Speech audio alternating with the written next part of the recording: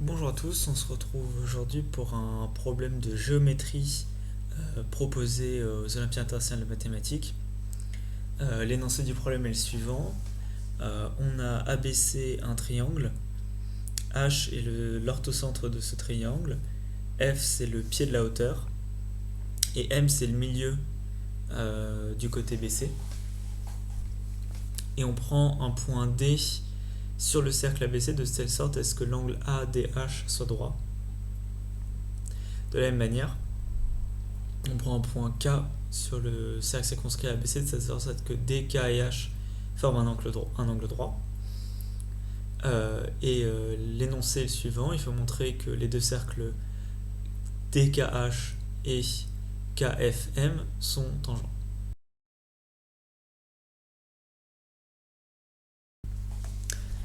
On se retrouve maintenant pour un petit indice que je vais vous donner. Je vous conseille de tracer le cercle HFM. On va maintenant passer à la solution. Donc bravo à tous ceux qui ont trouvé. Et pour ceux qui n'ont pas trouvé, on va passer maintenant à une solution. Donc ici, l'idée c'est de considérer un autre cercle qui a une jolie propriété, c'est qu'en fait il est tangent ici au cercle DKH. C'est pour ça qu'on l'a introduit, en fait c'est l'autre cercle qui passe par F et M et qui est tangent au cercle DKH.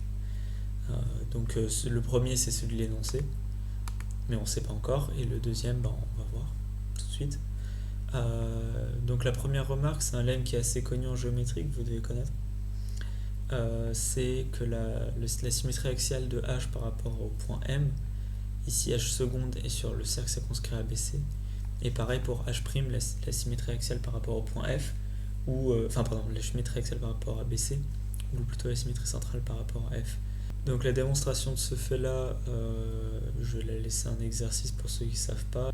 Et donc cette chose-là, elle nous donne quelque chose en plus, qui n'est pas forcément évident à voir, mais que les points D, H et M sont alignés, en fait. Le symétrique de H par rapport à M, c'est exactement le point diamétralement opposé à A. Donc il y a plusieurs raisons pour ça, mais par exemple, on peut juste faire une chasse aux angles et calculer l'angle ABH seconde, parce qu'on va connaître cet angle, on va connaître cet angle-là, parce que c'est exactement cet angle-là. Donc l'angle CBH', H seconde, pardon, c'est l'angle HCB. Et en plus, l'angle ABC, c'est exactement 90 moins l'angle HCB. Donc la somme des deux, ça vaut bien 90 degrés, donc AH seconde, c'est un diamètre. Ça nous permet de démontrer que s'il y a un point D, il doit nécessairement être de telle sorte à ce que DH et H seconde sont alignés.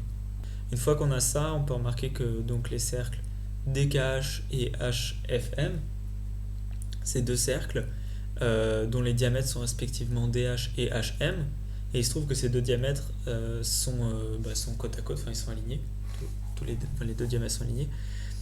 Donc on a bien la première tangence entre ces deux cercles-là. Donc le cercle DKH et le cercle HFM. Donc ça motive beaucoup la définition et l'aide que j'ai donnée au début. Donc maintenant, une fois qu'on a tracé le cercle HFM, on a l'idée de tracer les axes radicaux de ces trois cercles-là, qui vont être concurrents au centre radical X ici sur la figure. Donc qu'est-ce qu'on a? Donc ça c'est toujours. Donc pour l'instant c'est hypothétique en supposant qu'on a montré la tangence ici. Donc dans ce cas-là on aura une tangente en K, une tangente en H et la droite FM comme la concurrence des trois axes radicaux. Pour l'instant la seule chose qu'on a c'est la droite KH avec et l'intersection avec la droite BC, du coup la droite FM, qui va nous donner le point X. Et ce qu'on va vouloir montrer, c'est que K est en fait le point de tangence des deux autres cercles. Donc pour ça, on va essayer de s'en sortir avec les puissances d'un point par rapport à un cercle. Donc sur la figure, j'ai maintenant tracé Y, le milieu de DH, et Z, le pied de la hauteur, dans le triangle XYH. Donc ce qu'on va vouloir démontrer, c'est que Z est le milieu de KH. Pour l'instant, ça se voit sur la figure, mais pour l'instant, on ne l'a pas démontré. Donc il faut essayer de sortir de sa tête le fait qu'on a fait ça. Donc on va faire plusieurs choses. Tout d'abord, on va montrer que Z, Y, F et M sont cocycliques. Donc ça, c'est quelque chose qui est pas très dur. La raison suivante, c'est qu'on peut juste appliquer la puissance du point. Et on a xz fois xy, c'est xh au carré. Donc ça, petit exercice, mais c'est l'angle à la tangente, quoi. D'un autre côté, xh au carré, c'est xf fois xm, comme xh est tangent au cercle hfm. Donc xz fois xy, c'est xf fois xm par la puissance du point, et donc ces 4 points sont cocycliques. Maintenant, si on fait la symétrie, enfin, si on fait l'homothétie de centre h et de facteur 2, ça va envoyer donc le point y sur D, sur le point D, le point f sur le point h' et le point m sur le point h seconde. Donc c'est ce dont on avait parlé dès le début, au tout début. Et ça va envoyer le point z sur un point k'. Ce point k', il appartient donc au cercle circonscrit à ABC, et en fait on veut montrer que c'est le point K. Pour ça, on a juste à vérifier en plus la relation d'angle, sauf que la relation d'angle, elle est pas compliquée. Si on fait une homothétie de facteur 2, ça va envoyer donc y sur D et le point z sur le point K'. Et cette fois-ci, comme on va préserver les angles, l'angle YZH, qui est un angle droit, par l'homothétie de centre H et de facteur 2, ça va être envoyé sur l'angle DK'H, qui va être encore un angle droit. Donc le point K', il est caractérisé par le fait qu'il est sur le cercle ABC, cercle circonscrit à ABC, et en plus il forme un angle droit avec DH. Donc c'est exactement le point K.